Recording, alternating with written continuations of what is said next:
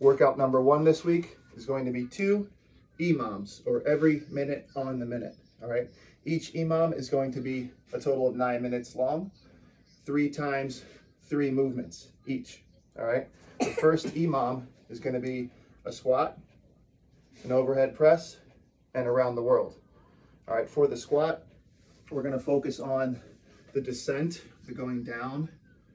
We're going to do that for 3 seconds. So first thing we want to do is plant our feet into the floor, thinking about that tripod foot on each foot, thinking about the base of the heel, base of the big toe, and the base of the small toe. You spreading your weight throughout those 3 points on both feet. Nice balanced position.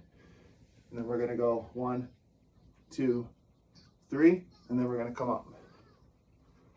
1, 2, 3, and then we're going to come up. So we're focusing on that descent, or really controlling the movement. Next movement is going to be an overhead press. Your choice of variation. So you can go with 2 hands. You can do this standing up, sitting down, or kneeling. Just pressing the bell straight overhead. All right, starting with the bell at your chest and pressing and extending those arms overhead. Controlling the movement. Give it a little bit more force going up and then coming down, controlling that movement. All right. The next variation you can choose is a single arm.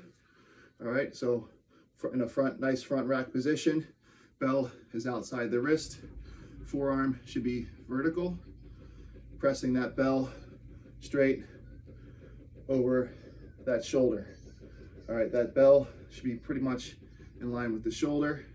So it's in front of the shoulder, but in line with the shoulder, and then pressing that bell straight up in line with that shoulder.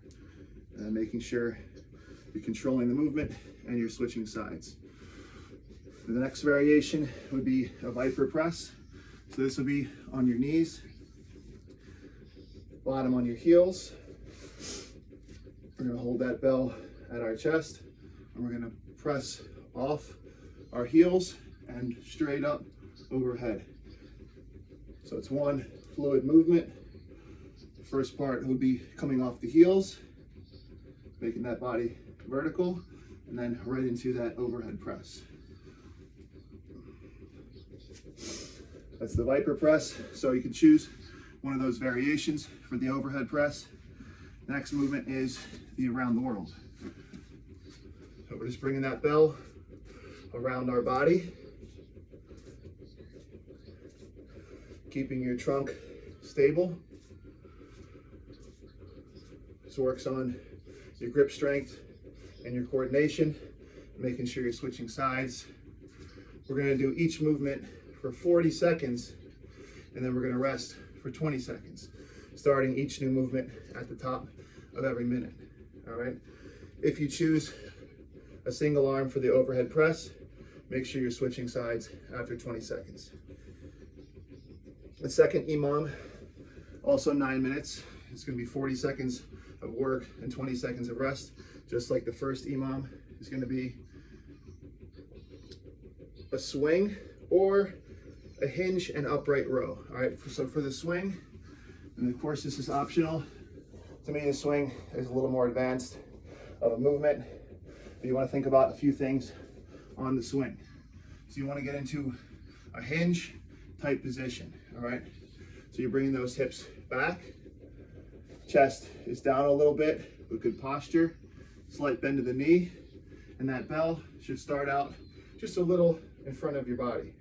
All right, maybe a foot or two in front of your body, getting into that hinge position, bringing that bell, tilting that bell toward your body, and then sliding it toward your body, and then hiking it through your legs and up. So you're standing, you're going from that hinge position, and you're bringing the power through with your hips. The power is coming from your hips, and you're trying to think about standing straight up. So the top of your head is pointing up, straight up, and you're flexing those quads and flexing those glutes and standing in a nice straight position. A good way I like to think about this is if you're doing a squat jump, you're just jumping straight up, all right? That's the type of movement you want to be doing. So the bell is starting out in front of your body, in front of your feet, all right? Feet should be about shoulders width apart, maybe slightly outside shoulders width.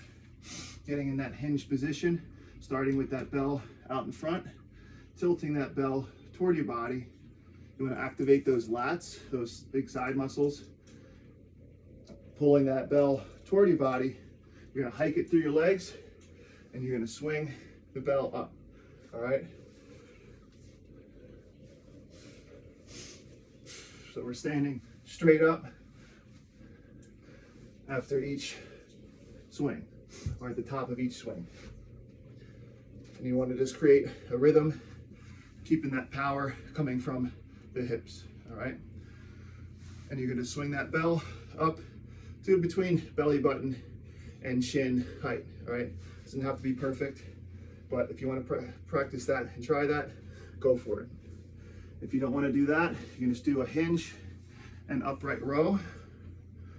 So again, making sure those feet are planted into the floor. Good, solid, athletic stance and position. Nice and balanced. Spine neutral or your back flat. Slight bend of the knee. Hips are going back. And chest stays up. Shoulders back a little bit. All right, we're just bringing that bell straight up. So we're standing up and we're going right into an upright row. So for that upright row, we're bringing our elbows nice and high, bringing that bell to about chin or mouth height, the handle of the bell, all right? So you're combining those two movements. So you're doing the hinge. As soon as you stand up, you get right into that upright row. Trying to focus on those elbows coming to about the same height. All right. So again, 40 seconds work, 20 seconds rest for that. After the hinge is a side bend or a suitcase march. So for the side bend, we're going to hold the bell at our side. Good stance. And we're just going to bend and pull up. So we're really controlling from the opposite side, the obliques here, and even the hips a little bit, controlling the movement, just working on that range of motion, going down as best you can, and then coming straight up with that bell. Working on that spinal flexion. And of course, we're switching sides. So if you choose this, 20 seconds on each side to get you to that 40 seconds, and then you have 20 seconds of rest. You can choose that or a suitcase march. So same thing, holding that bell at your side, good upright trunk position. Trunk is vertical. You're just bringing those knees nice and high as best you can, and then balancing on the foot that's on the floor. All right, so this works some core stability and some balance, and it trains those hip flexors as well. Making sure you're switching sides. If you choose this option at 20 seconds. 20 seconds on one side, 20 seconds the other side. All right, and the last movement would be a curl, bicep curl, and an optional pullover with that. All right, so you can do this standing up, kneeling down, or sitting down. So we're gonna grab the bell by the horns, and we're just gonna pull the bell straight up. We're gonna curl with those arms. We're gonna hinge at the elbows. All right, so you can do just a curl, nice and controlled, especially when the bell is going down. Extend those arms, squeeze at the top, or you can choose to add in the pullover option. So we're gonna do that curl, lowering down nice and controlled, and coming into that, pulling that bell over your head.